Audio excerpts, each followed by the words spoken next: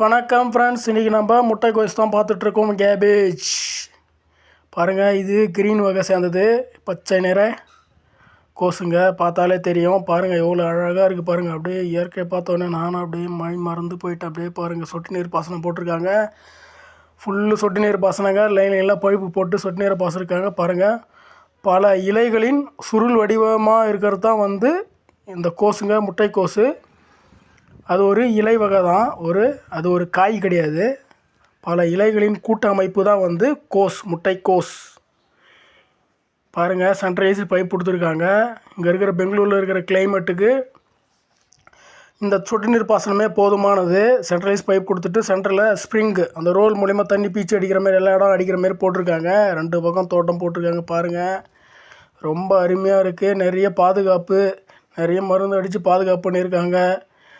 ஒரு 4-5 ஆளை வச்சு களை எடுக்கிறாங்க. அது சின்ன இதெல்லாம் இருக்கும்போது நானே பார்த்தேன்.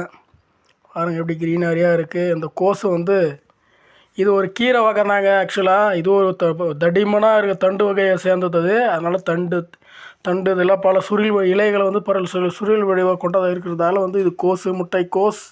இது சாப்பிட்றதுனால அதில் நார்ச்சத்து அதிகமாக இருக்குது. உள்ளே பாருங்கள் எப்படி தண்டு அழகாக அப்படியே மடலாக வருது. அப்படியே மடுக்குன்னு உடச்சிக்க முடியல. நல்லா சவுண்டு வருது கை வச்சாலே.